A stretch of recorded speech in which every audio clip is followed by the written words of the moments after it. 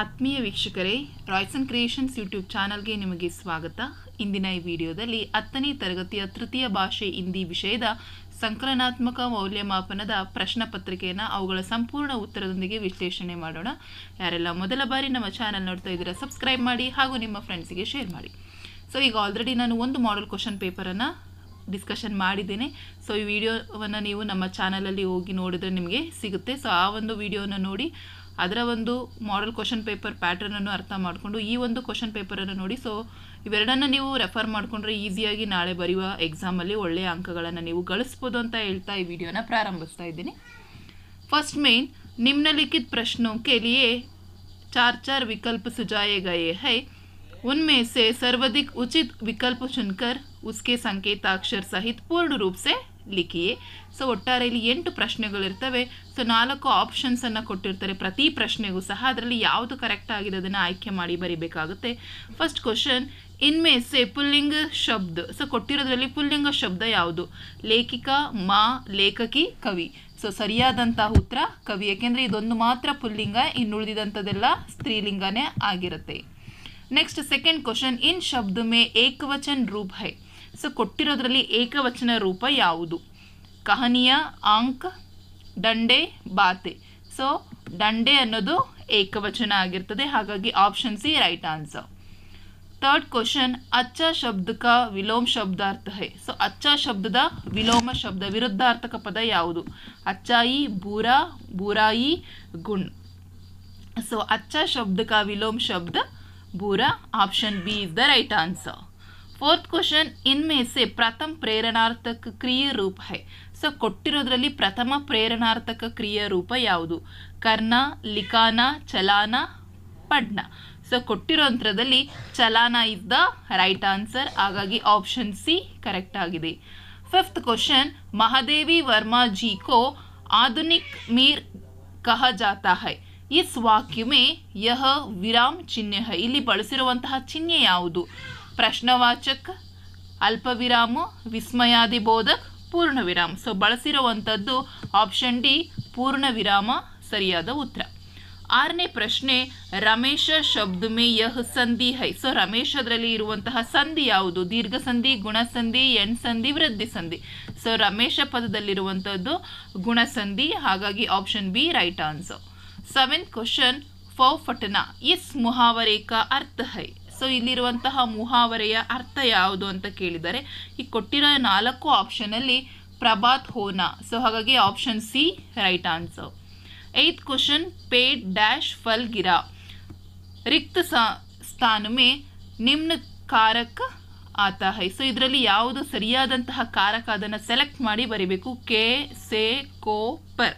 So ಇದರಲ್ಲಿ ನೀವು ಬರಿಬೇಕಾಗಿರುವಂಥದ್ದು option B ಪೇಡ್ ಸೆ ಫಲ್ ಗಿರಾ. ಸೊ ಹಾಗಾಗಿ option B right answer. So ಇದಿಷ್ಟು ಮಕ್ಕಳ MCQ ಕ್ವಶನ್ಸ್ ಆಗಿರುತ್ತೆ. ನೆಕ್ಸ್ಟ್ ಸೆಕೆಂಡ್ ಮೇನ್ ಅನುರೂಪತಾ. ಸೊ ಇಲ್ಲಿ ಅನುರೂಪತಾ ಇರುತ್ತೆ, ಅಂದರೆ ಮೊದಲೆರಡು ಪದಗಳನ್ನ ನೋಡಿಕೊಂಡು ನೀವು 3ನೇ ಪದಕ್ಕೆ ಆನ್ಸರನ್ನು ಬರಿಬೇಕಾಗುತ್ತೆ. ಇಲ್ಲಿ 4 ಪ್ರಶ್ನೆಗಳಿರ್ತದೆ.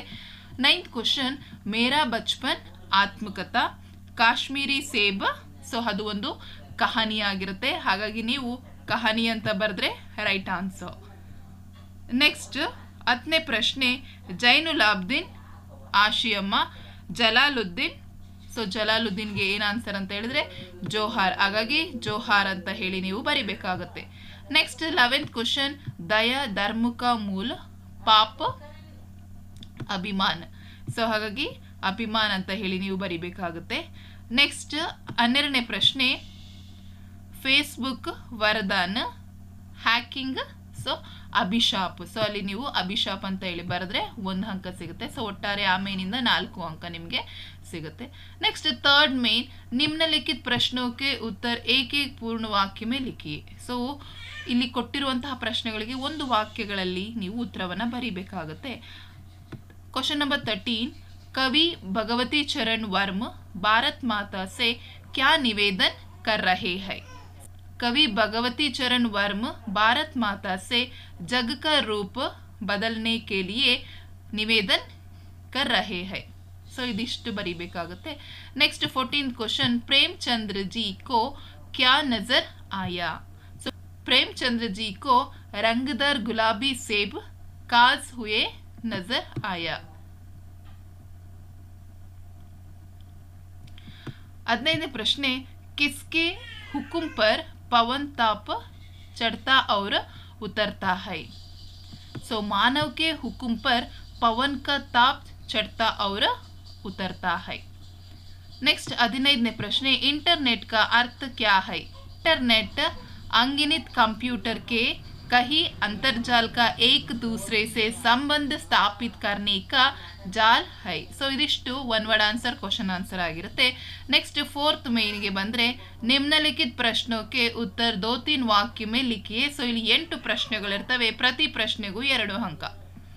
नेक्स्ट 17ನೇ ಪ್ರಶ್ನೆ मातृभूमि का स्वरूप कैसे सुशोभित है। सो ಮಾತೃಭೂಮಿಯ ಸ್ವರೂಪ ಇದು ಯಾವ ರೀತಿ ಇದೆ ನೀವು ಬರಿಬೇಕಾಗುತ್ತೆ। ಸೊ ಇಲ್ಲಿ ಸೆಂಟೆನ್ಸ್ ಬರಿಬೇಕು ನೀವು। ಭಾರತ್ ಮಾತಾ के खेत हरे भरे सुहाने है, भारत के वन उपवन फल फूलों से भरे हुए हैं, भारत भूमि के अंदर खनिजों का व्यापक धन भर हुआ है, भारत माता सुख संपत्ति धन दाम को मुक्त हस्त में बांट रही है। सो ಈ ರೀತಿ ನೀವು ಇಷ್ಟು ಬರೆದ್ರೆ ನಿಮಗೆ 2 ಅಂಕ ಸಿಗುತ್ತೆ ಮಕ್ಕಳ। ನೆಕ್ಸ್ಟ್ 18ನೇ ಪ್ರಶ್ನೆ ಕಾಶ್ಮೀರಿ ಸೇಬ್ ಪಾಠ से आपको क्या सीख मिलती है। सो ಕಾಶ್ಮೀರಿ ಸೇಬ್ ಪಾಠದಿಂದ ನೀವು ಏನನ್ನ ಕಲಿತೀರಾ। सो ಕಾಶ್ಮೀರಿ ಸೇಬ್ पाठ से हमें यह सीख मिलती है अगर खरीदारी करते समय सावधानी नहीं बरते तो धोखा खाने की संभावना होती है। नेक्स्ट 19ನೇ प्रश्ने महादेवी वर्मा जी को ध्यान आकर्षित करने के लिए गिल्लू क्या करता है। सो ಕವಿಯವರ ಆಕರ್ಷಣೆಯನ್ನು ಮಾಡಲಿಕ್ಕೆ ಗಿಲ್ಲು ಏನನ್ನ ಮಾಡ್ತಾ ಇತ್ತು। लेखक का ध्यान आकर्षित करने के गिल्लो उनके पैर तक आकर सर से पैर पर चढ़ जाता है और फिर उसी तेजी से उतरता। उसका यह दौड़ने का क्रम तब तक चलता जब तक लेखक उसे पकड़ने के लिए ना उठती।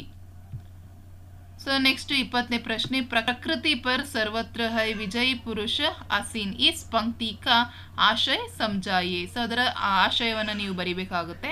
ಸೊ ಸಂಪೂರ್ಣವಾಗಿ ಇದಿಷ್ಟನ್ನು ನೀವು ಅದರ ಆಶಯವನ್ನು ಬರೆದ್ರೆ ನಿಮಗೆ ಪೂರ್ತಿ ಅಂಕ ಸಿಗುತ್ತೆ ಮಕ್ಕಳ। नेक्स्ट 21ನೇ प्रश्ने लेखक के भेज गए निमंत्रण पत्र के लिए लिखा था। ಸೊ ಅದರ ಸಂಪೂರ್ಣ ಉತ್ತರವೂ ಸಹ ಇಲ್ಲಿದೆ ಮಕ್ಕಳ। ನಾನಿಲ್ಲಿ ನಿಮಗೆ ಆನ್ಸರನ್ನು ಕಂಪ್ಲೀಟ್ ಆಗಿ ಕೊಟ್ಟಿದ್ದೀನಿ, ನೀವು ವಿಡಿಯೋನ ಪಾಸ್ ಮಾಡಿಕೊಂಡು ಅದರ ಸಂಪೂರ್ಣ ಕ್ವಶನ್ ಆನ್ಸರ್ಸನ್ನು ನೀವು ನೋಡಿಕೊಂಡು ಕಲ್ತ್ಕೊಳ್ಳಿ। ನೆಕ್ಸ್ಟ್ 22ನೇ ಪ್ರಶ್ನೆ ವ್ಯಾಪಾರ और ಬ್ಯಾಂಕಿಂಗ್ ಇಂಟರ್ನೆಟ್ से क्या मदद मिलती है। ಸೊ ವ್ಯಾಪಾರ ಮತ್ತು ಇಂಟರ್ನೆಟ್ಟಲ್ಲಿ ಯಾವ ರೀತಿ ಕಂಪ್ಯೂಟರ್ ಇಂಟರ್ನೆಟ್ ಹೆಲ್ಪ್ ಮಾಡುತ್ತೆ। ಸೊ ಅದನ್ನು ನೀವು ಇಲ್ಲೇ ಈಸಿಯಾಗಿ ಬರಿಬೋದು। इंटरनेट द्वारा हम घर बैठे बैठे खरीदारी कर सकते हैं, कोई भी बिल भर सकते हैं, दुकान जाने और लाइन में घंटों खड़े रहे का समय बच सकता है। इंटरनेट बैंकिंग द्वारा दुनिया की किसी भी जगह पर जो ही जितने भी रकम बोझ का सकती है। सो इदिष्टನ್ನ ಬರೆದ್ರೆ ನಿಮಗೆ ಆ ಪ್ರಶ್ನೆಗೆ 2 ಅಂಕ ಸಿಗುತ್ತೆ। नेक्स्ट 23rd क्वेश्चन कलाम जी को जलालुद्दीन ने नहीं दुनिया बोध कराया कैसे। ಸೊ ಅದಕ್ಕೆ ಸಂಪೂರ್ಣ ಉತ್ತರ ಇಲ್ಲಿದೆ ಮಕ್ಕಳು ನೋಡಿ। ಸೊ ಇಷ್ಟು ಆನ್ಸರನ್ನು ನೀವು ಅಲ್ಲಿ ಬರಿಬೇಕಾಗುತ್ತೆ, ಆಗ ನಿಮಗೆ 2 ಅಂಕ ಸಿಗುತ್ತೆ। ನೆಕ್ಸ್ಟ್ 24ನೇ ಪ್ರಶ್ನೆ शनि एक सुंदर ग्रह है कैसे वर्णन कीजिए ಅಥವಾ शनि एक ठंडा ग्रह है कैसे। ಸೊ ಇಲ್ಲಿ 2 ಪ್ರಶ್ನೆಗಳಿದೆ ಮಕ್ಕಳ, 2 ಪ್ರಶ್ನೆಗಳಲ್ಲಿ ಯಾವುದು ಬೇಕಾದರೂ ನೀವು ಸೆಲೆಕ್ಟ್ ಮಾಡಿ ಬರಿಬೇಕಾಗುತ್ತೆ। ಸೊ ಅದಕ್ಕೆ ಸಂಪೂರ್ಣ ಉತ್ತರವನ್ನು ಇಲ್ಲಿ ಕೊಡಲಾಗಿದೆ। ಸೊ ಹಾಗಾಗಿ ವಿಡಿಯೋನ ಪಾಸ್ ಮಾಡ್ಕೊಂಡು ನೋಡಿ ನೀವು ಆ ಒಂದು ಉತ್ತರವನ್ನು ಯಾವ ರೀತಿ ಬರೆಯೋದು ಅಂತ ನೀವು ಪ್ರಾಕ್ಟೀಸ್ ಮಾಡ್ಕೊಳ್ಳಿ। ನೆಕ್ಸ್ಟ್ 5th ಮೇನ್ ಸೊ ಇಲ್ಲಿ ನಿಮಗೆ 3-4 ವಾಕ್ಯ ಮೇಲೆ ಇಲ್ಲಿ 9 ಪ್ರಶ್ನೆಗಳಿರ್ತವೆ ಮಕ್ಕಳ। ಸೊ ಪ್ರತಿ ಪ್ರಶ್ನೆಗೂ 3 ಅಂಕ।